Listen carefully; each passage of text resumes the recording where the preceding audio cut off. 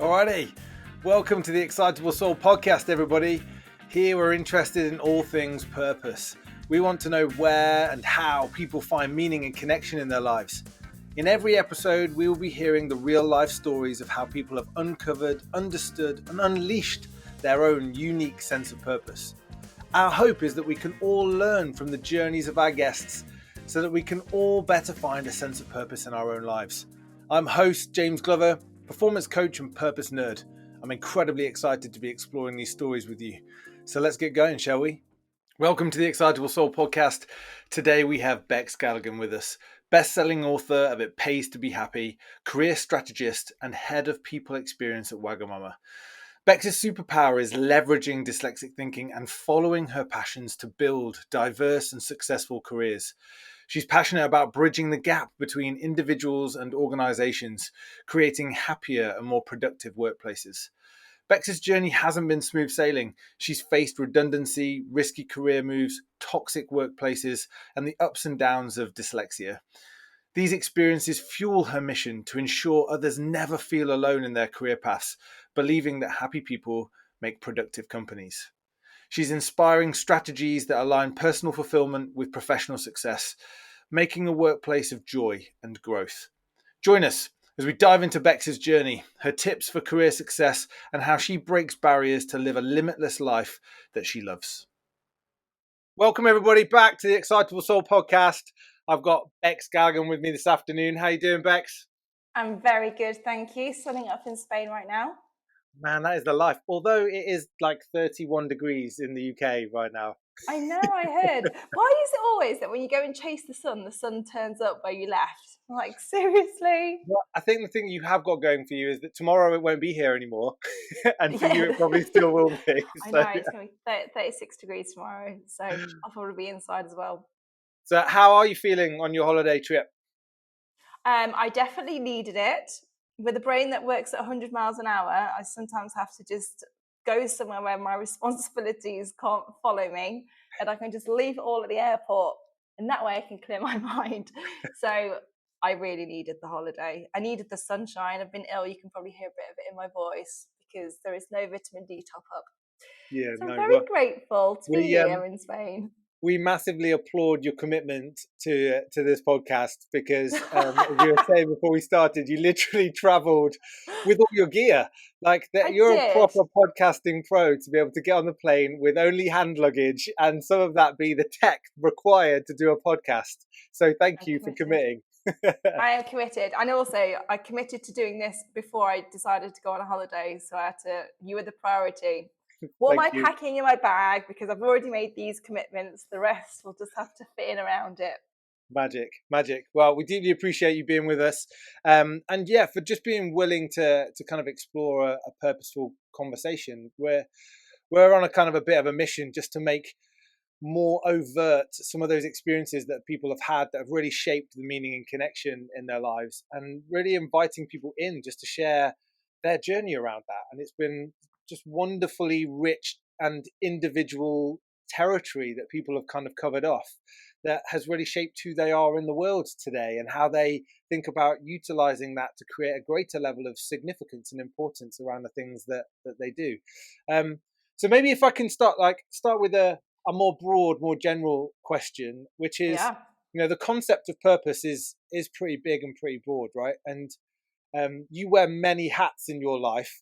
And I'm really interested in how you experience the concept of purpose. Like, what does it mean to you? I do wear many hats. For a very busy mind, there has to be different hats I can put on and take off all at the same time. I don't think I would ever feel fulfilled if I didn't get to do all of the things that pass through my brain. Some of them I have to put to one side. But for me, so when you talk about why you do this podcast and all those things, if it wasn't for people like you and the people that come onto those podcasts, I don't think I would have learned the lessons that I've learned. So I've learned so much by hearing other people's stories and working out where that relatability is. And then I started to think about my own stories and think, well, actually, if I can help just a couple of people here too, what does that mean to me? And that started to sit really nicely. And then I set up this coaching business, and I tried to stop doing it many times because I was like, there's too much going on. The last thing you need is all this pressure to be running this coaching thing on the side. And I couldn't stop it. I tried to put it down. I tried to stop it, and I couldn't. I just started to feel like I had too much that I wanted to say, too much to share, this like innate feeling that I was doing good in the world. And then that kind of built a mantra that there is so much going on in the world and I can't control much of it. But what I can do is make my corner a little bit better and hope that that ripple effect helps to kind of help other people feel better. So I'm not trying for world domination. I'm not trying to become a multi-millionaire and stuff. What I'm trying to do is just make that first ripple and hope that that kind of has an effect elsewhere. Because if it wasn't for others, I wouldn't have had the experience of someone else's ripple. Sounds a bit cheesy, but that's the best way I can word it, because purpose is like a feeling. Yeah. It feels good. If it doesn't feel good, I don't do it. Yeah, amazing. And the there's an immediate immediate connection there in terms of purpose being a feeling. That's the data, right? That is the information that you have to try and pay attention to. And often we just in a multitude of different ways create distance from that information, and it doesn't really serve us very well. And so you talk there about listening to other people's stories and then starting to explore your own. What was it about hearing other people's experiences and through story that then motivated you to do something for yourself? Because there's 1,000,000,001 podcasts out there, right? And they're all giving great, well, not all, some more than others, giving great insights. But there's an extra layer there of taking the insights and doing something with them. So what was it in the stories that then created that, like, oh, I want to do something with it? Yeah, there's probably a couple of different perspectives. One is, and I'm sure we'll come back to this story, like I met two coaches, two brilliant women who first introduced me to universal law and thinking about things much more diversely than I'd ever thought about before. I'd never ever experienced any kind of law of attraction or anything like that. Yeah. But all of a sudden that seemed to feel good, but I didn't ever feel like I wanted to go so far in it. And it was one of those where, well, hang on, that's helped me believing that there's like a higher purpose looking out for me here. How do I help other people that are feeling a bit vulnerable and not sure where to look to that hope? Where do they find that hope? How do I help to share my level of experience of what that interaction has been like? So that opened one door, which is I learned, I feel better. How do I play that forward? Yeah, nice. And then I think the second bit, when it comes to podcasts and things, I probably feel like I'm the most confident I've ever been in life, which I would hope I would be, because that means I'm moving forward. And there are sometimes when you hear people say things, you think, I've said that. I've said that loads of times. Actually, I think my version is actually better than what they've said, but they're missing these parts and all these stories started to build in my own head where I was like, well, how come they're able to share that and help people? I have a different slant on it. How do I now get this out too? I need to get this out of my head. And that was kind of the other bit, was a bit of kind of validation that the things that I thought, the way that I felt, the experiences I'd had were something worth talking about, and they were worth helping other people with those things too. Yeah. So nice. I think like those two bits. I have like an innate people pleasing thing in me, and this is me learning how to not people please but help. Yeah. So it's the balance. And there's so much in that as well, Bex, right? In that I love this idea, this concept that the kind of the initial thing for me was, this made a difference to me, it might make a difference to others, so how do I pay it forward? So there was just a kind of desire to help. But then there was a sense of validation of, well, actually, it's not just me taking this kind of useful experience and going, hey, look, try this. It's me going, well, all of these experiences actually on this journey that I've had all stack up. And now I have a perspective and a view on the world that makes sense to me. And actually, when I hear it played back through other people, I've probably got a way of being able to share it that feels a bit different, feels a bit more unique, feels deeply personal, but actually might be easier to understand. So that kind of concept of validation was almost stacking one on top of the other. I guess it's kind of the impression Absolutely. that I'm getting. Yeah, totally.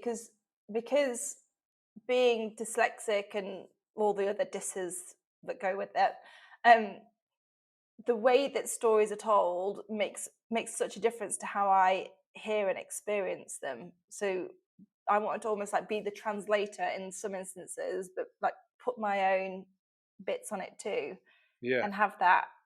Well, it works. Look, I've done it with these people and this thing and da, da, da. So honestly, you really want to get a hold of this.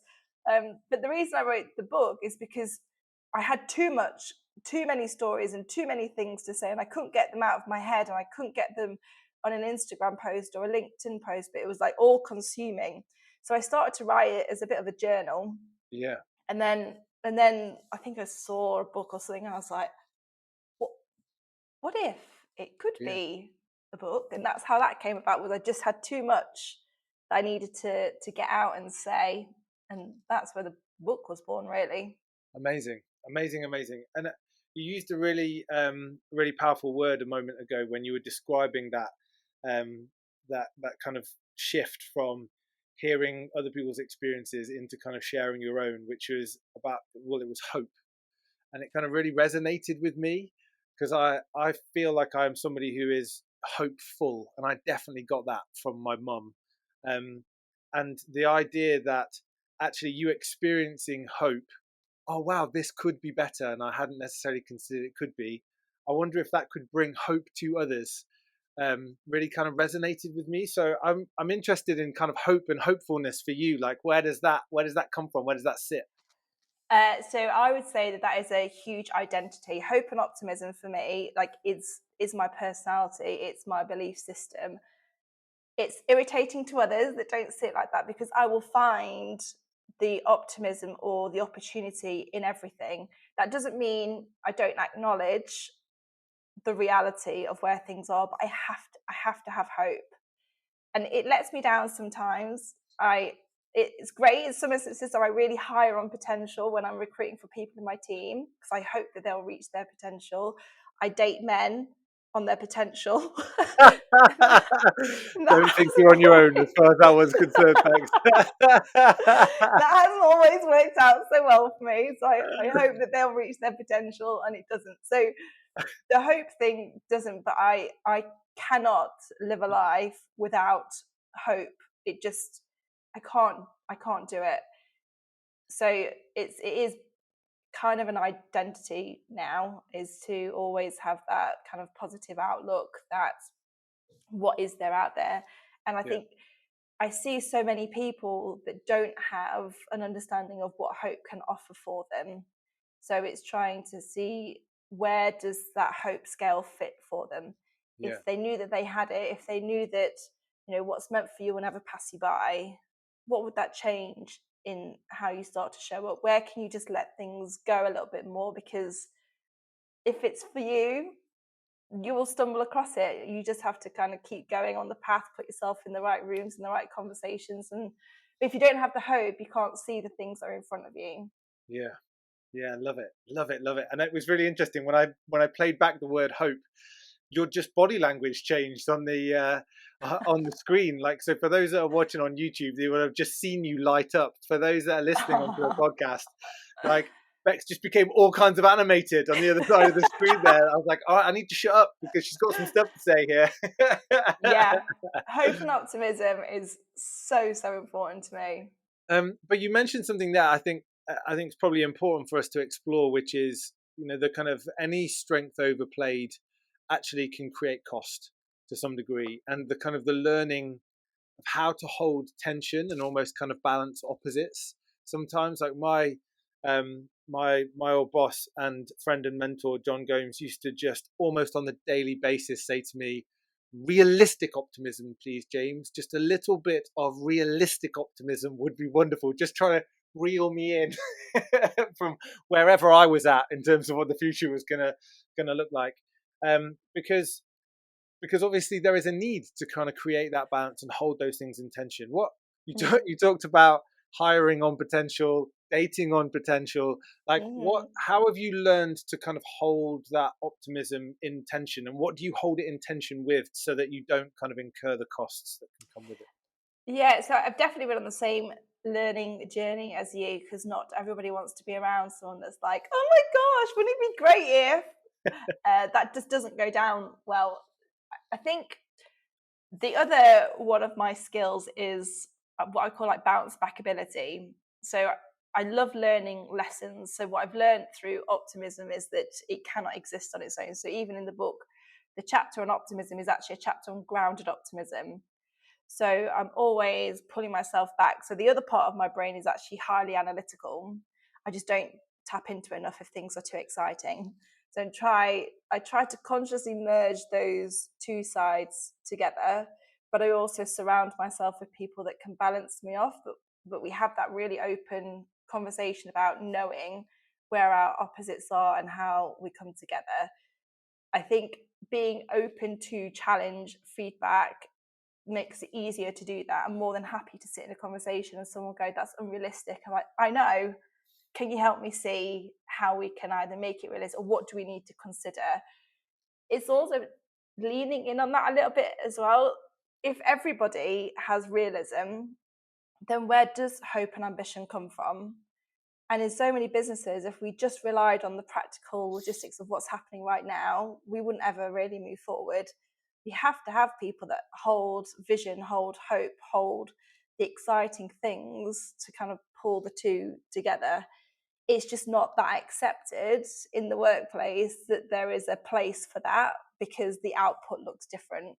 Yeah. I'm not giving you volume of things that you can qualify whether I've been productive or not. What I'm giving you is thoughts that don't necessarily happen anywhere else.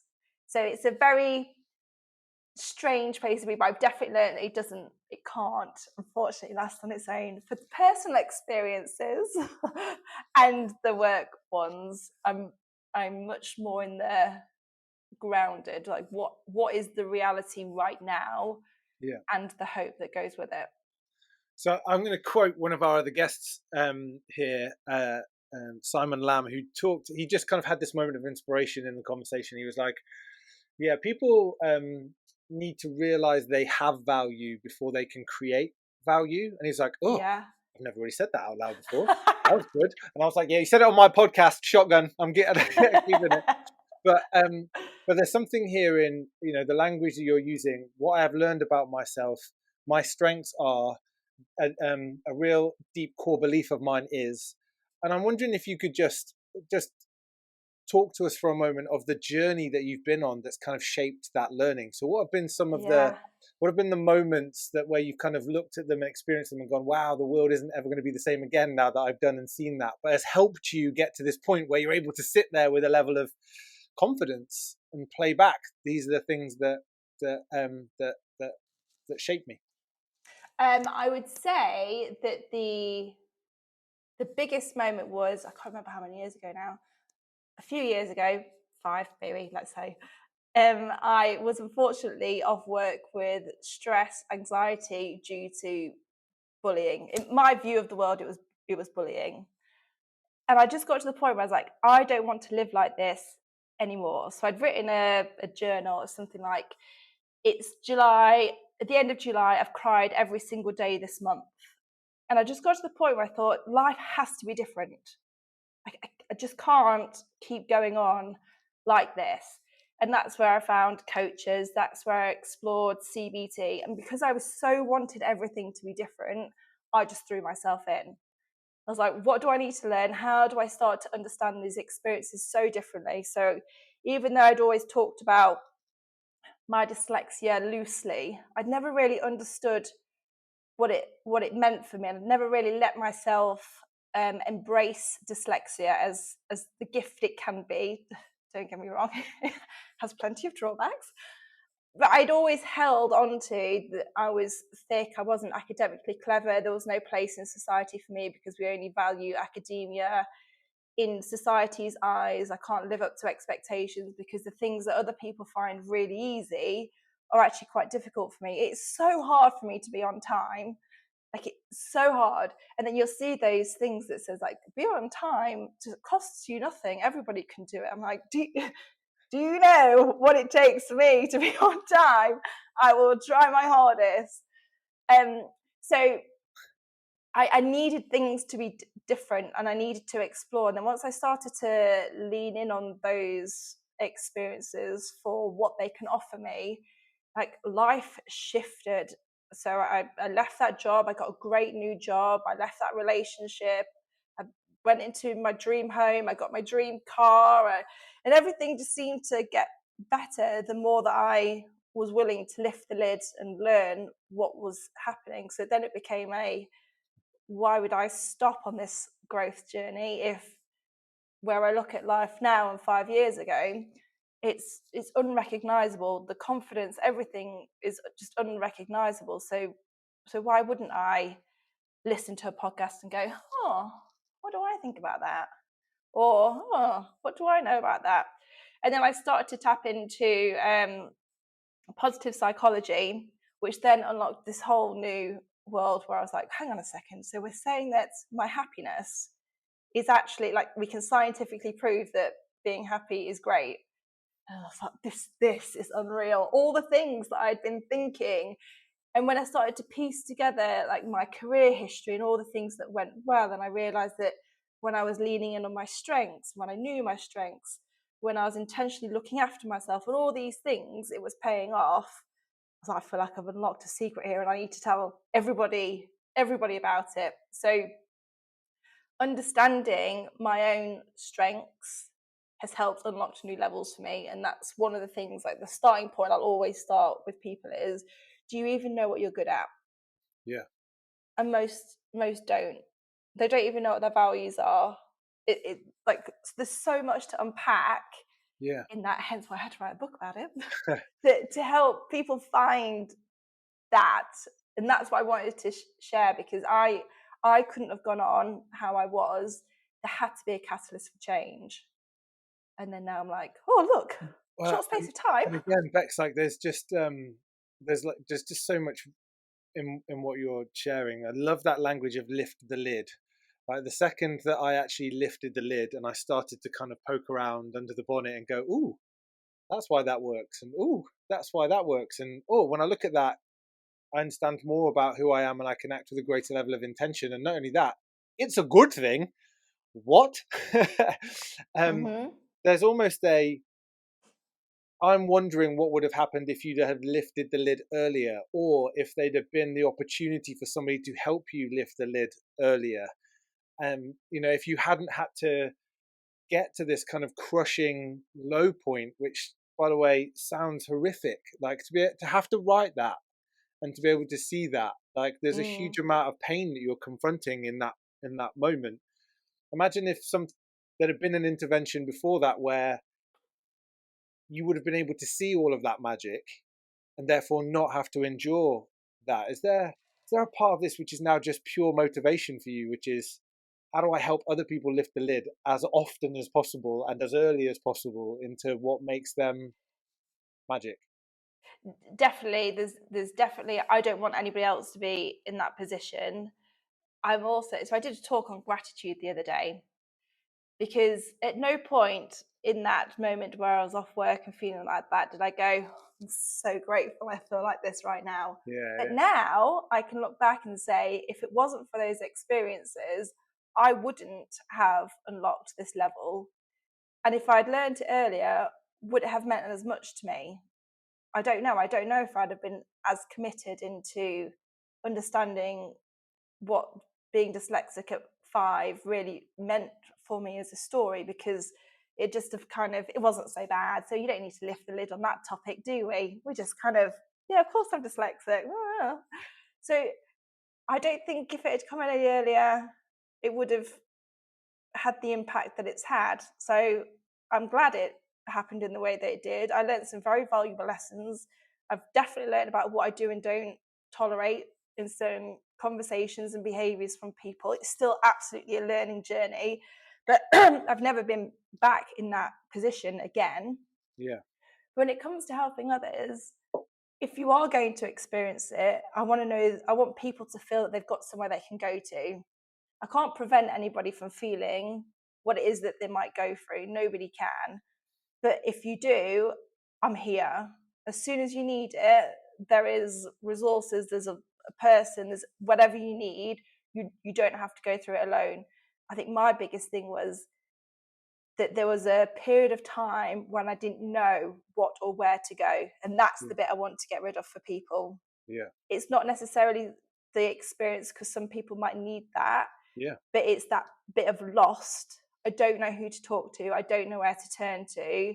That's the bit I want to make sure that nobody has to do that bit alone, because that's the scary bit. Because like, oh, how do I? Where is that first hand that pulls me out? Yeah, amazing. How do you think? I've got about 8 questions all in my head at all exactly the same time, and I'm like pausing. So I'm like, I just need to pick one. Which just one? need to pick one. Yeah, and I think that's because I'm torn between two things. Like, part of me is how is that realization, like the granularity in that realization. You can't stop these things happening to people, because the best thing in the world for people is people, and the worst thing in the world for people is people. So there are always going to be those kind of negative interactions, negative moments. You can't limit that. But in that specific moment, I want them to know that there is somewhere that they can go, because the isolation, the loneliness of not knowing is actually the thing that can do the damage. So Yeah. there's something about you realizing the kind of the granularity of the bit that you want to help. And so part one question, how does that then inform the way in which you're going to work now and the things that you're doing now? I guess the second question is you talking about the impact and the power of that moment for you, and actually the kind of the gratitude towards it. Like, how long, because there's a real human experience here, how long did it take you to be able to sit in this moment now and look back and go, well, that was a horror show, but thank God for it, because like what was that experience like?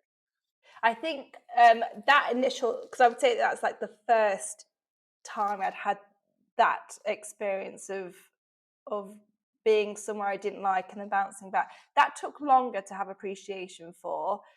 But as I started to recognize that life got better, I started to appreciate the things that I'd gone through. So I'd got a great new boss, and he was so supportive of helping me reach my potential. He gave me all the support network around. And if I hadn't have I wouldn't have met him, which helped me to unlock new levels there. So all of a sudden I was like, I wouldn't have left that other job and I wouldn't be experiencing this. So I wasn't then at the point where I'm like, thank you, but I was like, there's a reason here. Then when I started to level up my friendships again, and I started to move into like my dream home and start to live dream life, and then I thought, okay, so I'm now grateful as well that I've kind of saw the light and left that relationship that wasn't serving me in the best way. So I would say that took a while. The more recent experience I've had, unfortunately, is I had a stroke last year. We bumped into each other, didn't we, in West Bridgeford? And much quicker have I accepted and acknowledged that that was meant for me. As weird as that sounds, because that was the catalyst for so many other things as well. And I can see that much clearer and much quicker, that was put in my path for a reason. If it wasn't for that, I would never have had the time to really sit down and put the book into the way it was meant to be. It wouldn't have meant as much to me to have had that. I wouldn't have come across a contact who then hooked me up with the Wagamama thing, which helped my recovery, and all of those things wouldn't have happened had I not had that moment. So I think as you start to understand how hindsight is such a wonderful thing and that you can learn a lot, I think it's changed that bounce back ability to, I'll always know I'll be okay. I don't know if it'll take a year, 10 years, 2 months. I always know I'll be fine now. So that gives me a whole level of confidence to go into new experiences and everything. Because if I fail, I learn, and if I win, I win. Great. This is epic. Do you think that you need to have experiences like those in order to feel the way you feel now, like the kind of the conviction that you have for either if I fail I learn, and if I win I win, like in either way is a win.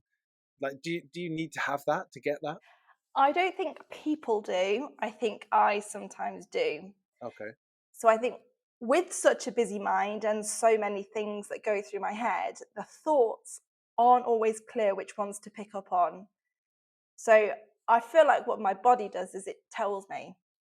My body literally nudges me onto a different path because I can't pick through what what thoughts do I need to be paying attention to here. So I think the way that I'm wired, probably do need some of these experiences to have the whole body shift onto whatever track I'm meant to be on. If it was left up to my mind, I could argue myself into or out of a paper bag.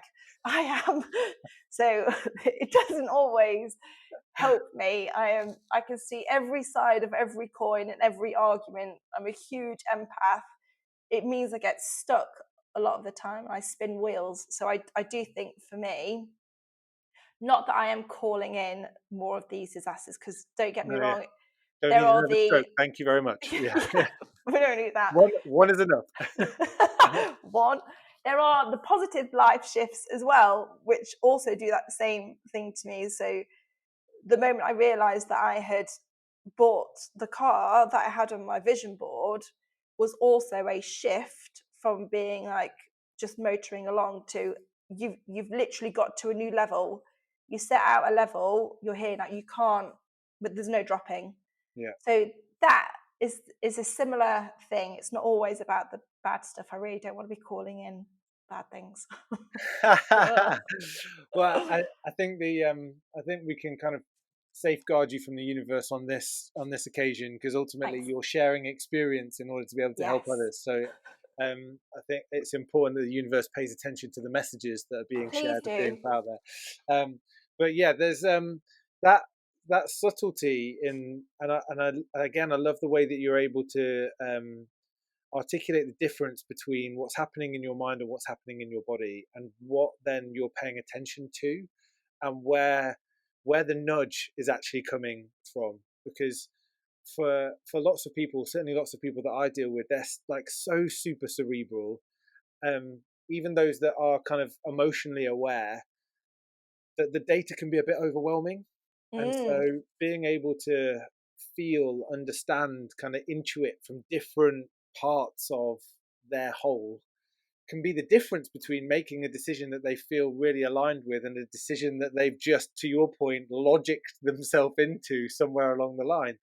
How outside of like the big the kind of the big moments, how do you more intentionally now take the time to pay attention to your body rather than just kind of succumbing to the busyness of the mind? Yeah, I've had to become more aware, because the advice I was given was my mind thrives in stress and my Yeah, body doesn't, and so my mind was able to cope, but my body wasn't. So I've had to find more connections. I also realized that all the things that had happened, I knew what I was walking into on all of those occasions, but I chose to let my head overrule what I couldn't articulate as a feeling. yeah, I remember when I joined the company that wasn't so great, I'd gone, something's off, but they're offering me a lot of money, so I'm going to do it anyway. And I didn't listen. So I'm much better, not by any means perfect, at connecting the two together. So like I'm sitting in feelings much more. I made a business decision not long ago to not work with someone because it didn't feel like I wanted things to feel yeah, when I wanted it to be fun and exciting. I didn't want it to feel political or like it doesn't work. Like the whole point in having this side business is that it doesn't feel like work. So I didn't want to do that. So I'm just a bit more adding in intuition into that decision making and having more awareness. But it also comes back to, you can't really turn around to someone and say, it doesn't feel like this is the right thing. And they're like, oh, yes, that feeling that you can't describe. Got it. Let's make a decision based on that, Becky. Woohoo! So it's really hard to tap into intuition or whatever you call it when you can't explain it. You're just like, so it's icky. Something's just not Yeah. not good. Well, and again, how cool is it that you're able to say there's this really powerful motivation that I can now understand and that I pay attention to, just really struggle to be able to convince other people on it. And there's a part of me that's going, well, there's something wrong in that, isn't it? Like the need to try and have to convince somebody because actually you're just feeling something that feels off, and therefore you'd rather not. Thanks. Like, but there's almost an inherent that's not going to be good enough. Like they're not going to get that, so I've got to come up with something else.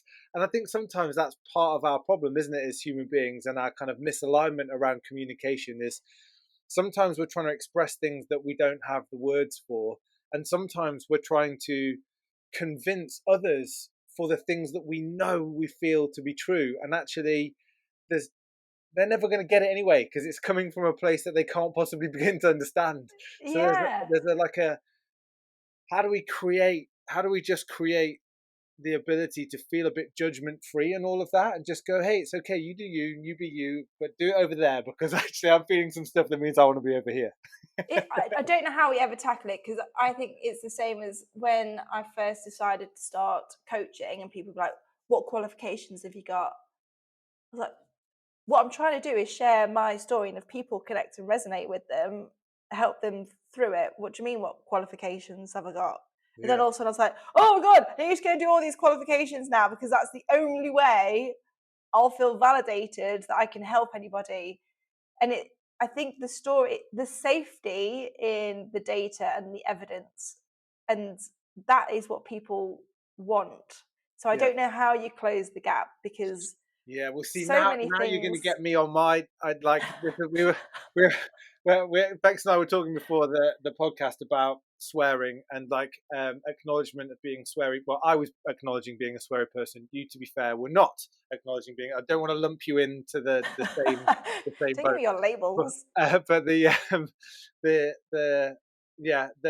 you gave me a very good out, which is you swear like a trooper if it's you're expressing passion. I was about to come out with some expletives, but there is the answer in what you're describing from my perspective, which is there is comfort and safety in the data and in the information, right? And so people want the confirmation of the data and the information. Do you have qualification?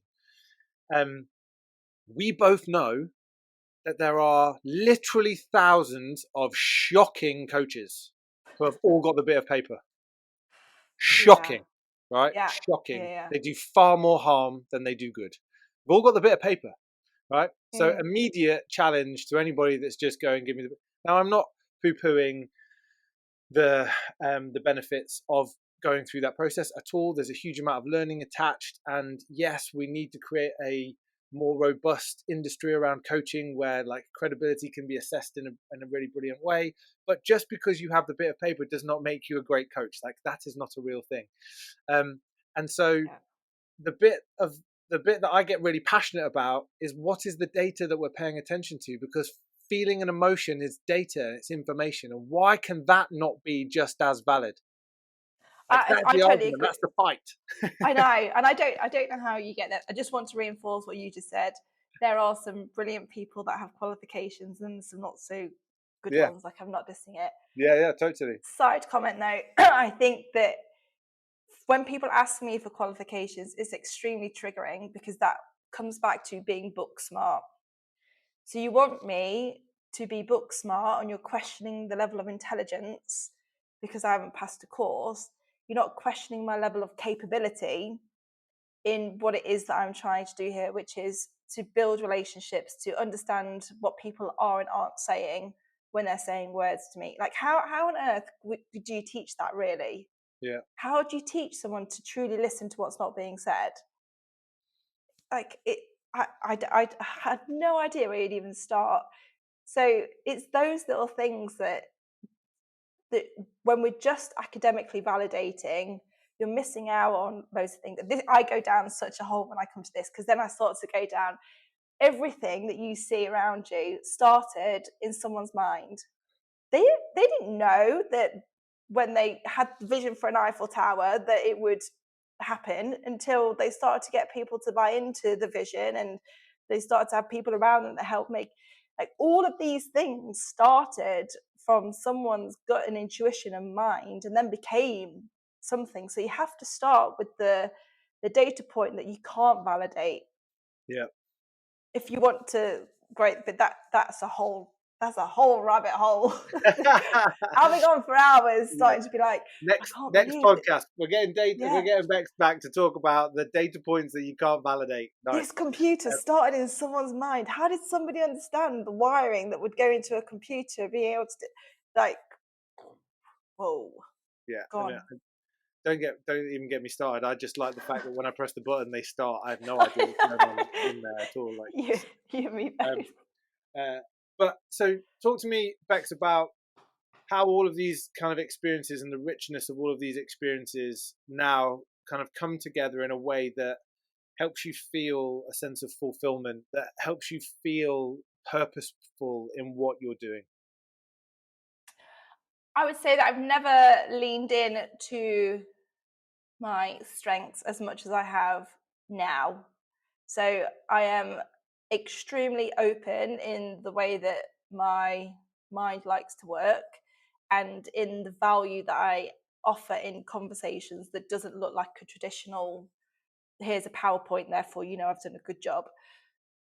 And my confidence has grown with that. So there is, I think that in my view of the world, there's a direct correlation to leaning into this, confidence growing, everything else seems to be growing in line with it. Don't get me wrong, I still have to make priority calls. Not everything can have equal priority at the same time, but generally things seem to be going in the same direction.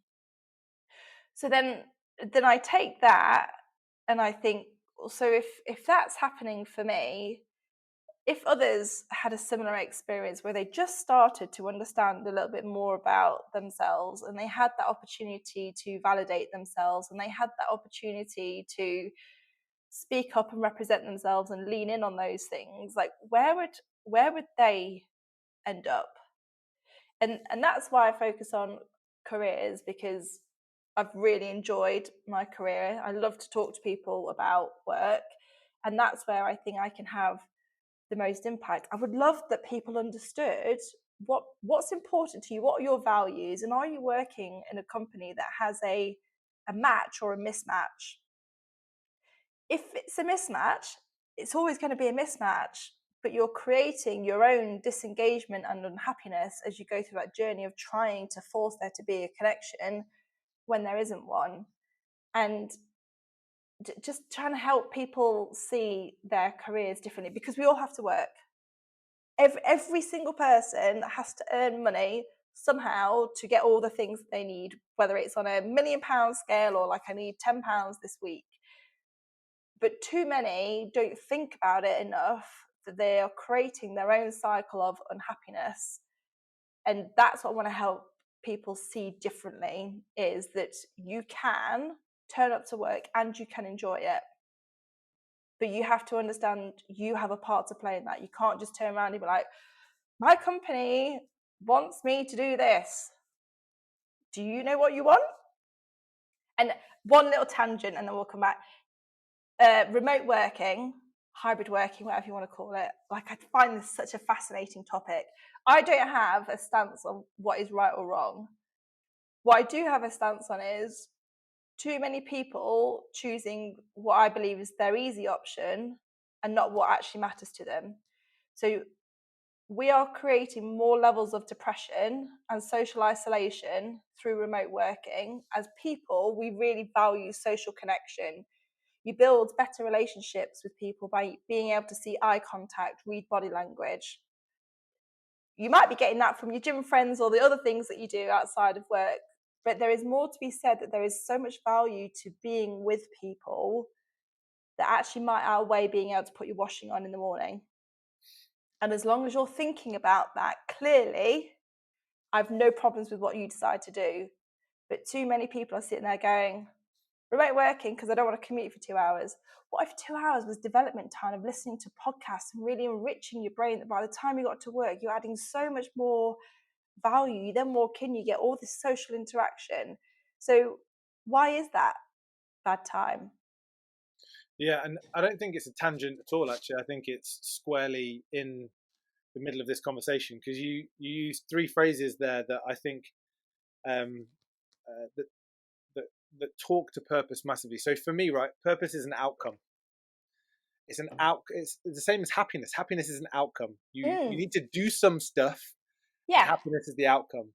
You need to do some stuff, and you feel purposeful, right? And often people understanding what matters to them, what is meaningful, and then making a contribution to the things that are meaningful, that creates purpose. So purpose really simply is just meaning in action. That's all we're really talking about, right? And you said there, you talked about, do you know what you want? Then you said not enough people knowing what matters to them, and then talking about the consequence of the easy choice, right? It's not just about remote working, hybrid working, flexible working, whatever it may be. Look at the world around us. It is littered with examples of how the easy choice creates cost. Social media. Social media is a way to be able to distract the brain and literally numb us from dealing with reality. And ever since the advent of the iPhone, depression in teenagers, suicide the Yeah. suicide tendencies in teenagers, like, it's literally bad for us. It isn't bad for us. The way in which we utilize it and access it is bad for us. So unless we make effortful choices, which is, I'm not going to be on it all the time, I'm going to be on it in these moments, the cost is really negative. And the same with hybrid working. Actually, yeah, you know what? There are some days in the week where I would just benefit from the space of being away from other people in order to, there's this in my life, and there's this in the way that I'm trying to, these tasks that I'm trying to focus on and work, and the space and the boundary would be brilliant.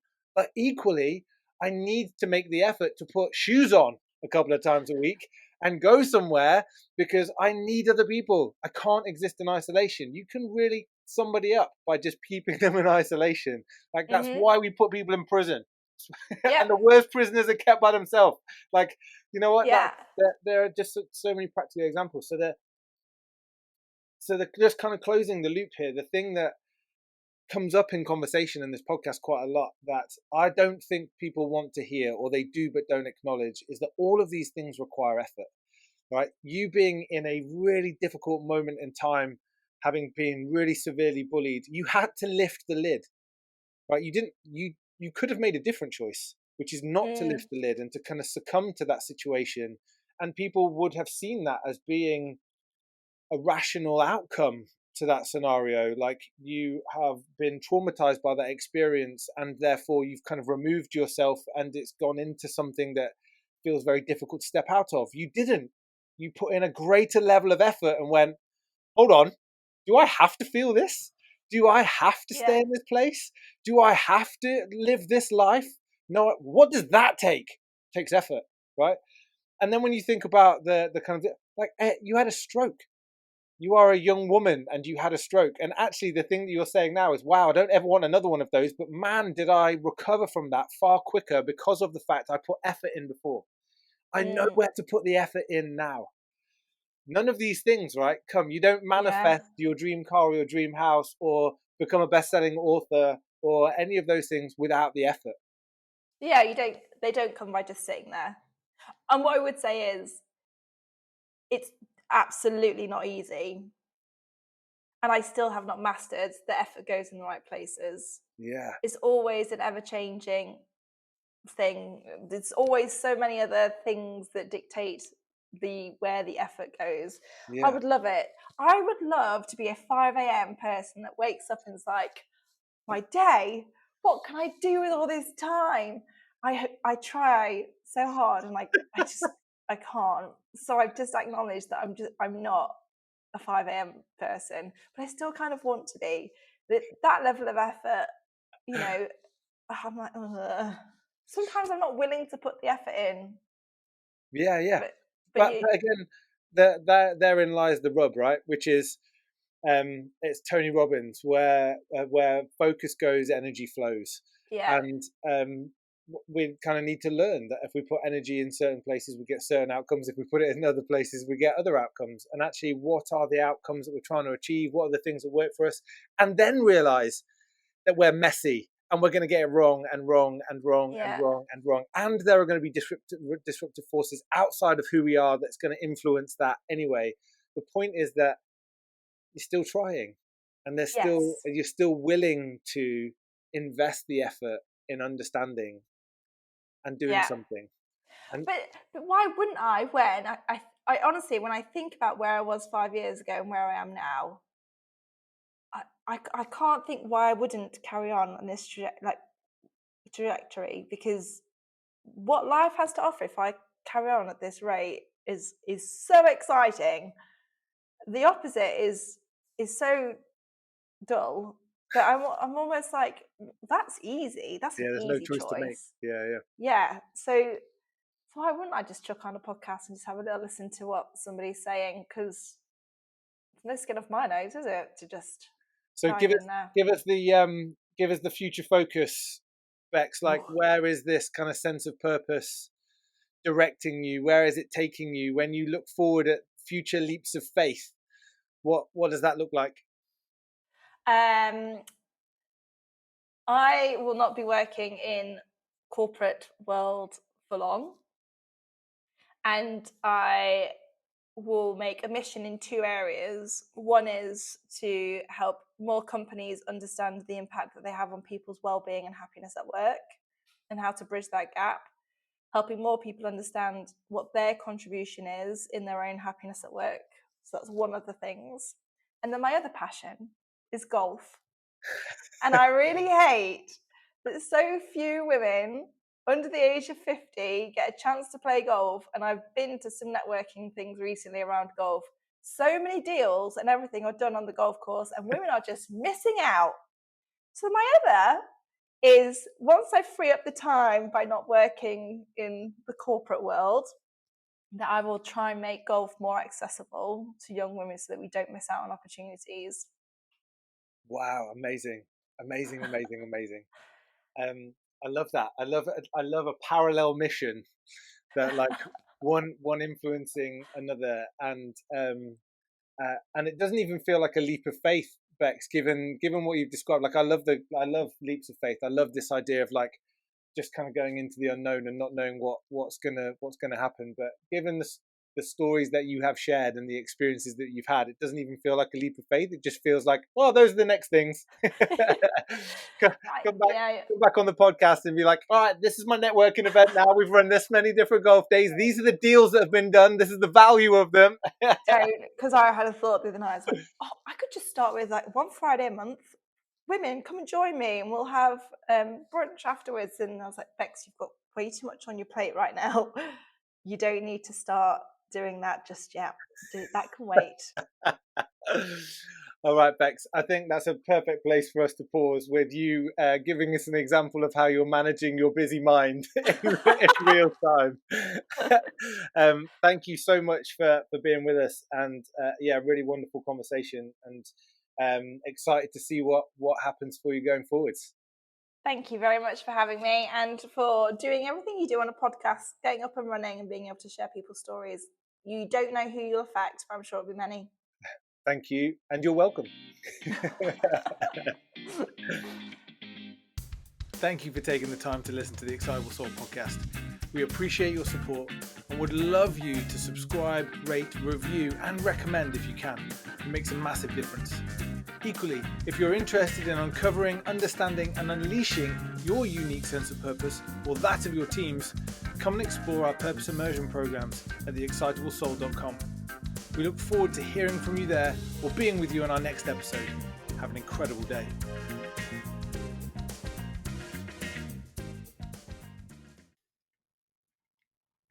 Welcome to the Excitable Soul Podcast. Today we have Bex Galligan with us, best-selling author of It Pays to Be Happy, career strategist, and head of people experience at Wagamama. Bex's superpower is leveraging dyslexic thinking and following her passions to build diverse and successful careers. She's passionate about bridging the gap between individuals and organizations, creating happier and more productive workplaces. Bex's journey hasn't been smooth sailing. She's faced redundancy, risky career moves, toxic workplaces, and the ups and downs of dyslexia. These experiences fuel her mission to ensure others never feel alone in their career paths, believing that happy people make productive companies. She's inspiring strategies that align personal fulfillment with professional success, making a workplace of joy and growth. Join us as we dive into Bex's journey, her tips for career success, and how she breaks barriers to live a limitless life that she loves.